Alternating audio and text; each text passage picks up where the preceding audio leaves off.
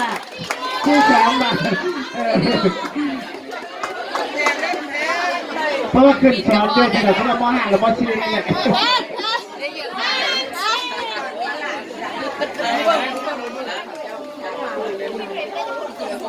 ฉันว่าจะได้ไหลตัวเองเลยเพราะว่าประกาศพิษแน่แต่แป๊บเดียวเนาะเพราะว่าเน็ตไอรอมันก็ค่อยมาเมื่อนี้นะเพราะว่าอากาศมันมืดครึ้มเนาะจะเลยที่เกิด5Gเนาะเกิด5Gเราไปที่ไปจำไม่เลยจำไม่ว่ามันก็ไม่ได้ยินมันเลยลองสั่ง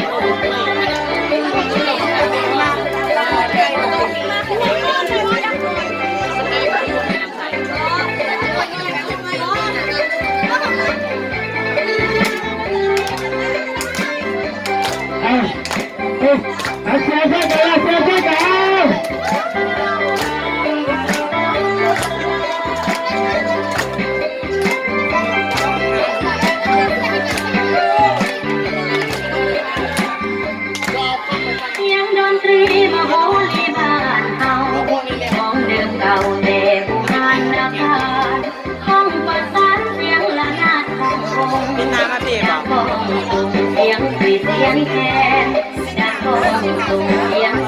น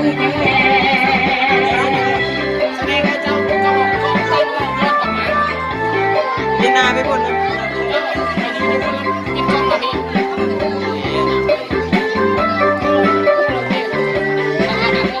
คนเล่าแทนแสนนิ่มนวลน้ำตาคนจำปาเล่าสู่หาอยู่แดนใด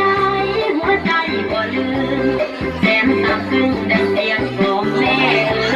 แสนสับซึ้งดังเสียงของแม่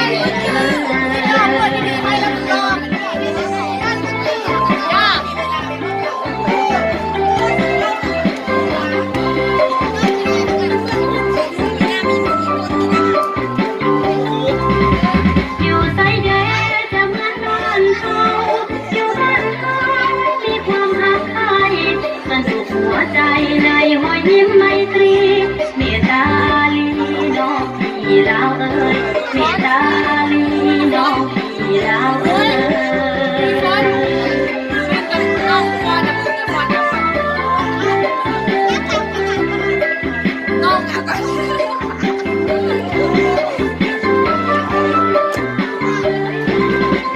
จะอยู่ไส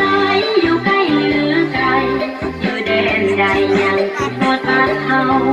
เสียงแค้นเจ้าลาวเอ่ยเจ้าไทยเอาห่วงใจลาวเขาเดียวเสียงแคนเอาห่วงใจลาวเขาเดียวเสียงแคน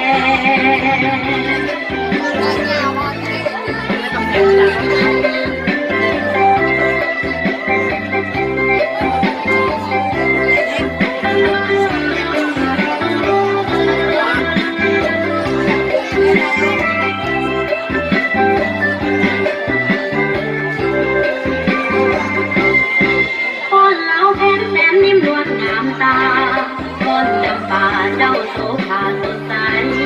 อยู่แดนใดหัวใจบ่ลืมแสนซาบซึ้งดังเสียงของแม่เอ๋ยแสนซาบซึ้งดังเสียงของแม่เอ๋ยอยู่ไสเด้จะมาบ้านเฮาอยู่บ้านเฮามีความรักใครสนุกหัวใจในห้อยยิ้มไมตรีเมตตาน้องพี่ลาวเอ้ยเมตตาลีน้องพี่ลาวเอ้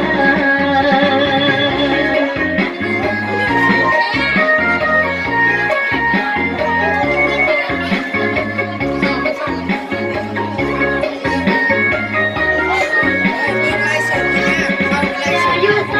อยู่ใกล้หรือไกลอยู่แดนใดยังคิดฮอดบ้านเขาเสียงเล่นเจ้าลาวเอ้ยก้าวไป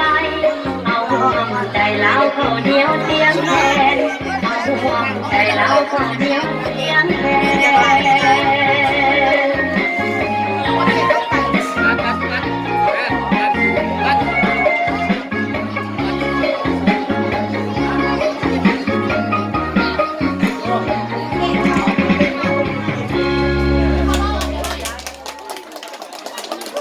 วะ